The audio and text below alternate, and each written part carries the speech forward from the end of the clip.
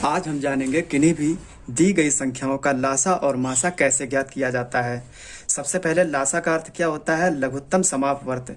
और मासा का अर्थ होता है महत्तम समापवर्त। तो जिस प्रकार से दी गई संख्याओं का लासा और मासा निकाला जाता है, ये दो या उससे अधिक विधियों से निकाला जा सकता है। और मैं आज जिस विधि से निकालने के लिए बताने जा रहा हूँ उसे हम लोग अभाज्य गुणनखंड विधि कहते हैं। ये विधि बहुत ही आसान होती है और इससे दो या दो से अधिक, तीन, चार या पाँच, छह संख्याओं का एक साथ बड़ी सटीकता से लासा और मासा निकाला जा सकता है। तो अभी हम एक उदाहरण लेते हैं और आपको बताते हैं कि इनका लासा कैसे ज्ञात करते हैं। पहले मैं लासा बताऊंगा और फिर उसके बाद मासा बताऊंगा। तो उदाहरण के लिए मैं दो संख्याएं लेता हूं,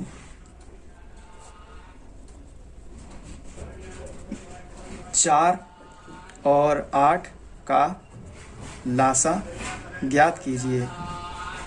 लासा ज्ञात कीजिए। लासा अर्थात लघुत्तम समापवर्त। ठीक है, तो लासा या लघुत्तम समापवर्त एक ही बात होती है। तो देखिए कैसे ज्ञात करेंगे इसका। सबसे पहले हम क्या करेंगे कि 4 और 8 को इस तरह से लिख लेंगे और यहाँ पे इस तरह से एक लाइन खींच देंगे। ये विधि बहुत ही सरल और सटीक मानी जाती है। इससे हम आसानी से और एकदम सही लासा ज्ञात कर सकते हैं।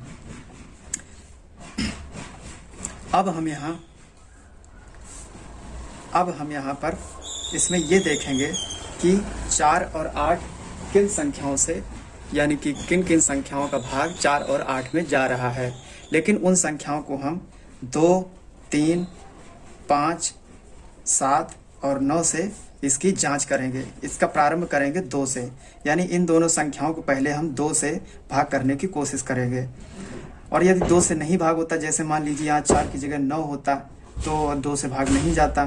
ठीक है, तो हम लोग 3 से लेते तो 3 से चला जाता, लेकिन यहाँ पे 2 से भाग जा रहा है, इसलिए हम 2 से चेक करेंगे।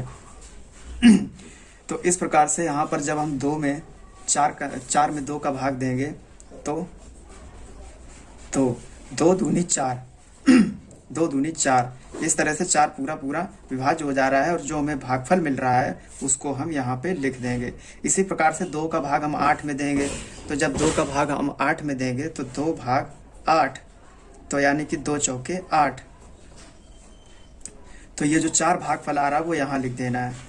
ये प्रक्रिया हमें फिर से दोहरानी है, तो फिर से हम यहाँ पर 2 लिखेंगे। शुरुआत 2 से करेंगे क्योंकि ये संख्या 2 से कट रही हैं, इसलिए हम यहाँ पर 2 लिखेंगे। अगर 2 से ना कट रही होती 3 से जांच करते, अगर 3 से ना कट रहा होता तो हम 5 से जांच करते। तो इस प्रकार से ये संख्या किसी न किसी से कट जाती। अभी 2 से कट रही है, इसीलिए हम 2 लिखते जा रहे हैं। तो 2 से 2 में भाग देंगे तो कितना आएगा भागफल? 1। तो यहाँ पर हमने 1 लिख दिया। इसी प्रकार से 4 में 2 का भाग देंगे तो कितना आएगा? 2 दूना 4। तो जो भागफल आएगा उसको नीचे लिखेंगे इस प्रकार से। ठीक है, इसी प्रकार से यही प्रक्रिया फिर दोहराएंगे। देखिए अब यहाँ पर 1 आ गया है, तो 1 आने की कंडीशन में हम 1 को भाग नहीं देते, इसको ज्यों का त्यों नीचे उतारते चले जाते हैं। इस प्रकार से अब ये देखिए कि इसमें 2 से जा रहा है तो 2 यहाँ लिख दीजिए और 2 इसको 1 ज्यों का त्यों उतार दीजिए, इसमें भाग करने की जरूरत नहीं है। अब इसका इसमें भाग दीजिए, इस 2 का इस 2 में, तो कितना आ जाएगा? 2 1 कम 2, भागफल आया 1।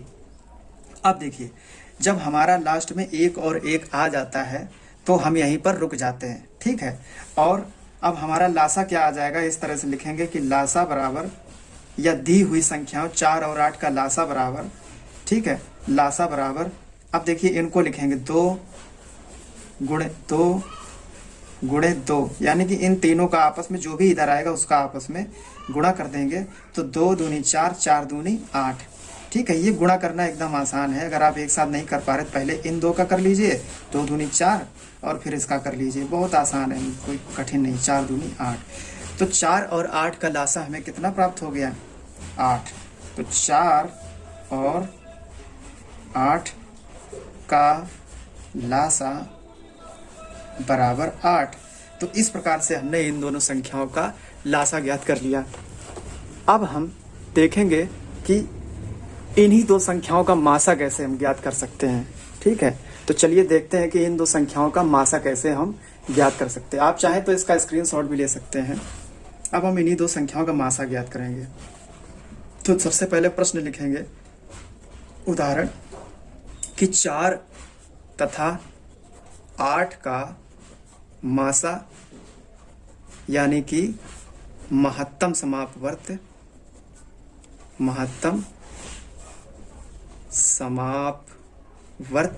ज्ञात कीजिए।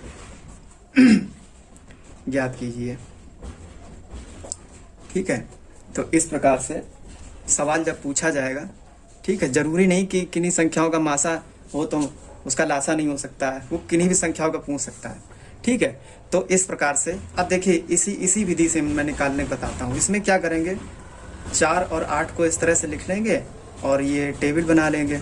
अब वही काम करना है, 2 से चेक करेंगे, फिर 3 से, फिर 5 से, अभाज्य संख्याओं से 5 से, फिर 7 से, फिर 9 से। इसी प्रकार से इतने से वैसे हो जाता है। अगर आगे जाके जरूरत पड़े तो 13, फिर जो है 15, है ना, इस तरह से 15 नहीं होता है, 17। ठीक है, तो इनसे हम लोग जांच कर सकते हैं। 11 भी आ जाता है। ठीक है, तो इनमें से हम लोग बारी बारी से जांच कर सकते हैं, क्योंकि कभी कभी 13 भी आ जाता है। तो 13 तो किसी से होता नहीं विभाज्य, 13 तो खुद 13 से ही विभाज्य होता है। ठीक है, अभाज्य संख्याएं वे संख्याएं होती हैं जो खुद से, जिनका भाग खुद में जाता है और 1 से भाग जाता है। जैसे 13, तो 13 का भाग 13 में ही जाएगा और किसी संख्या से नहीं जाएगा, तो ये एक अभाज्य संख्या हो गई। ठीक है, तो हम लोग इसी विधि से निकाल लें। अब देखिए, इसके बारे में मैंने एक अलग वीडियो बना रखा है कि समापवर्त क्या होता है और अभाज्य गुणनखंड क्या होते हैं, भाज्य गुणनखंड क्या होते हैं। ठीक है, तो वो आप देख लीजिएगा और फिलहाल आप इसको देखिए। तो अभी देखिए, हमने लासा निकाला था इनका और अब हम मासा निकालने जा रहे हैं। तो सबसे पहले 2 से जांच करेंगे, 2 दूनी 4, 2 चौके 8। ठीक है, बहुत ध्यान से देखिएगा और वीडियो पूरा जरूर देखिए, क्योंकि अगर आपने मिस कर दिया तो आप पता इन दोनों में खिचड़ी कर दोगे। तो इसको हमने इस तरह से कर दिया। अब फिर 2 से काटेंगे, 2, 2 एकम 2, 2 दूनी 4। अब रुकिए, अब बिल्कुल यहाँ पर रुकने की जरूरत है। हमने यहाँ क्या किया था कि हमने तब तक भाग दिया था जब तक कि नीचे 1 1 नहीं आ गया था, हमें 1 1 प्राप्त नहीं हो गया था। लेकिन यहाँ पे क्या है कि हमें तभी तक भाग देना है जब तक दोनों संख्याएं या जितनी भी संख्याएं दी हैं सभी में भाग जा रहा हो। ये अब देखिए, अगर हम यहाँ पे 2 से भाग देते हैं तो इसमें भाग जाएगा ही नहीं, इसमें तो चला जाएगा लेकिन इसमें नहीं जाएगा। तो हमें बस तभी तक करना है जब तक कि हमारा दोनों संख्याओं में भाग जा रहा है। तो अब जैसे आप इसका, तो यहीं पे आपको रुक जाना है और यही इसका जो है मासा हो जाता है। तो इस प्रकार से 4 व 8 का मासा बराबर 2 गुणे 2, यानी कि 2 दूना 4, यानी 4 और 8 का हमारा मासा कितना हो गया, 4। ठीक है, इसी प्रकार से चलिए हम एक ऐसी संख्या ले लेते हैं जो कि जैसे भाग जिसमें नहीं जाता है। ठीक है, तो मान लीजिए हम 13 ले लेते हैं। ठीक है, उदाहरण ले लेते हैं, 13 व 26 का मासा ज्ञात करें। ठीक है, तो इसको जो है हम लगाने की करते हैं कोशिश। तो 13, ठीक है, और 26 को सबसे पहले इस प्रकार से लिख लीजिए। ठीक है, तो हम यहाँ मासा निकाल लें। मासा में हमें उसी संख्या से भाग करना है जिससे ये दोनों संख्याएं कट रही हों, यानी कि जिनका भाग जा रहा हो।